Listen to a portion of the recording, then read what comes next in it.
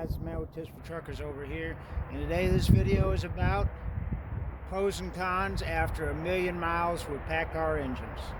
Now, I don't have 1,000,000 miles on this engine, but I do have 500,000 on this one. I had 550 on my last one, so I think that gives me a good idea of what goes on with these here PACCAR engines. That was something positive. Now, my boss was sold on these engines for two reasons. They do genuinely get 1 mile per gallon usually. I hear it from a bunch of other guys. Apples to apples comparison, they get about 1 mile per gallon better than a Cummins or a Cat. And as we know, a Cat does not also have all the emission stuff that really hinders your fuel mileage. But still, even with that, this does get better fuel mileage than either one of those.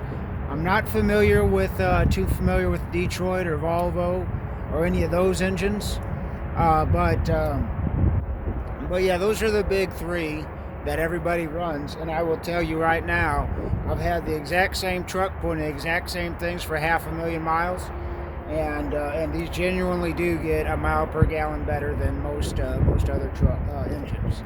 And then the other thing too is, these engines are 500 pounds lighter, and this is a pro and a con. Now, these engines are 500 pounds lighter than a Cummins ISX.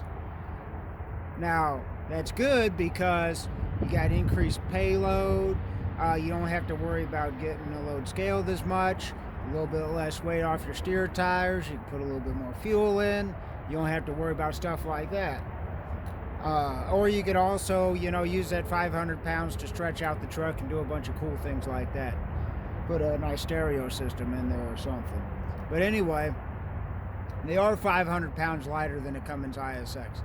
Now, why that's a bad thing is, I'll show you here in a minute. Plastic.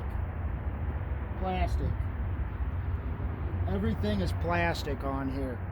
Now, I had a big issue. Even the EGR cooler is plastic. And I tell you what, I had a big issue with the fuel system in my first one. As you can see, a lot of this, all this is plastic. This fuel filter here, this fuel filter housing, even this nut here is plastic. And you can just see a lot of these hoses, external fuel rail and everything. I've never seen that before. And all these little things, they do add up to saving a lot of weight. Plus, the overall dimensions of the engine is a lot smaller, so it probably fits in more aerodynamic trucks. I guess you can count that as a plus. But my problem is, I'm wondering where they are saving that weight. And as you can see just by looking at it, I mean, if you compare this to most any other engines, I guess except for a Volvo has a lot of plastic stuff too. But if you compare this to a Cummins or a Cat, you could definitely see where they saved all that weight. Now, 500 pounds, I'm not gonna lie, is a significant amount. But is it worth the cost? Now, speaking of this fuel system here, this primer is plastic, and let's see. I think that they're making these out of aluminum now. This was my big issue. Amongst other things, I kept getting air in my fuel system in my first truck. And while I was under warranty, Peterbilt kept chasing the problem, couldn't find it. Finally, they replaced all the fuel lines. They replaced this housing and everything. All this was replaced with aluminum parts, all these plastic parts. And it looks like now with this new generation, they're putting more aluminum in it instead of the plastic, because I guess they had so many people come into the shop. Another thing is the air compressor is back here, gear driven. I guess they're all gear driven. So it's run off the back of the engine instead of the front. Little things like that. I'm sure there's good reasons for that, packaging and saving weight. And like I said, its overall dimensions are smaller. With these new aerodynamic trucks, that's definitely a plus. Here's where I've had a lot of issues, and it's this whole EGR system. Now, if you don't know what an EGR is, just real quick, it cycles the exhaust gas through here, Then it goes into this plenum and goes right back into the intake. And the reason for that is emissions. So you're taking some of the exhaust, running it back through the engine. It's a little inefficient, costs you a little bit of efficiency and power, but it gets rid of a lot of those particulates to meet the government restrictions. Well, my problem is I've had a lot of issues with this. It has a regulator valve here, and this clogs up with so much soot. As you can see, there's even soot on the outside here. It gets so clogged, and I would say every 200,000 miles or so. Big issue with this truck, and it's almost always the EGR valve or the EGR cooler.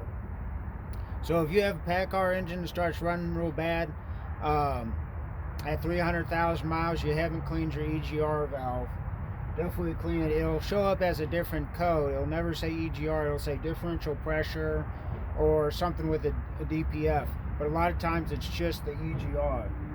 Now, I said EGR cooler, and so it runs coolant through the EGR, kind of like a air-to-water intercooler, because you don't want that hot exhaust gas going right into the intake. Anyway, with that EGR cooler also, that's a common failure point. This plenum's plastic, all these hoses, you got hot exhaust going through these plastic parts, and that's a common failure point too. And something else that I noticed, this hose here, this clamp, there's no bead on this hose right here, and that's just a screw clamp, and that's a common failure point. And that brings me on to a pro and a con, where this thing, a million miles, I've never added any oil to either one of my PACCAR engines, but it will use coolant. Now there's, like I said, it leaks here at this hose. That's a common failure point for the coolant to leak, but it's just all these little parts here. There's a couple places where they cheaped out, and it just leaks a little bit of coolant. Between oil changes, I might add a half a gallon, but I've never added any oil to the PACCAR engine. Speaking of coolant, I've never had an engine maintain a constant temperature so well and regulate temperature as much as this here PACCAR. And I don't know if it's just because of the size, but my fan rarely runs and the thermostat does most of the work. Even when I'm going through the mountains, through Colorado, it rarely gets up above 200, maybe 210. And the oil temperature, which is what you really want to look out for, it never gets above 230 at all, ever. So that is a great positive to the PACCAR engine. One myself, I think that the fuel economy would make up for all the problems it has, but I would definitely choose a Cat over this. But if it was this or a red motor, I'd give thought to this one.